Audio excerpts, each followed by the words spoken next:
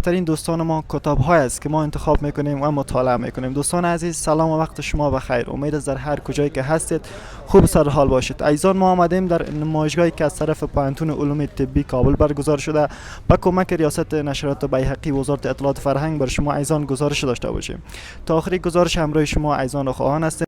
نمایشگاه کتاب تحت عنوان ترویج و گسترش فرهنگ مطالعه و کتابخوانی از طرف دانشگاه علوم طبی کابل با همکاری ریاست انتشارات بیهقی وزارت اطلاعات و فرهنگ گشایش یافت.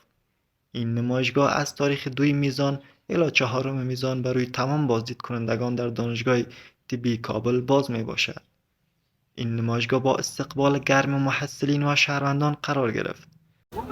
بسم الله الرحمن الرحیم، نحمده و نصلی علی رسوله الکریم. زما نوم عبدالنصیر عریب د اطاعت و فرهنګ ریاست د بیهقي ریاست او د پروژاتو امیر یم.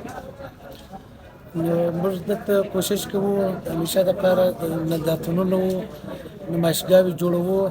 د دې څخه مو هدف او مقصد دغه وي چې دغه زموږ لوستي کسان که محصلین وي که هر څوک وي دوی ته دغه د مطالعې او کتاب کتنې زمینه مساعده کړو.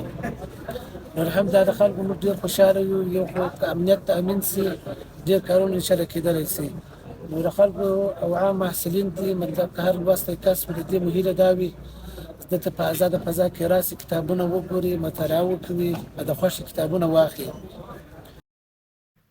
حیات الله مهاجر فراهی معین امور نشریاتی وزارت اطلاعات و فرهنگ میگوید ما کتاب‌های نویسندگانی که مشکلات اقتصادی دارند را به گونه رایگان چاپ میکنیم و نیز از استادان و دانشجویان میخواهیم که برای غنیسازی محتوای مواد نشریاتی رسانه‌های دولتی مطالبشان را برای نشر بفرستند. در این نمایشگاه کتابداران زیادی از انتشارات مختلف انواع کتاب‌ها را برای نمایش گذاشته‌اند.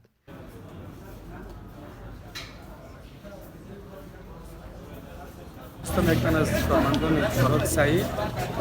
به مدت 3 روز میشه نمایشگاه در پانتون طبی کابل برگزار شده. اما همکاری با نمایشگاه وزارت اطلاعات و فرهنگ همراه پانتون طبی است. انواع کتاب‌ها در این نمایشگاه به نمایش گذاشته شده. از کتاب‌های طبی، روانشناسی، اسلامیات است، اطفال است، متفاوت. بازدید کنندگان این نمایشگاه از راه اندازی چنین نمایشگاه ها ابراز خوشی می نمایند. از مسئولین می خواهند چنین نمایشگاه ها را بیشتر حمایت و براندازی نمایند.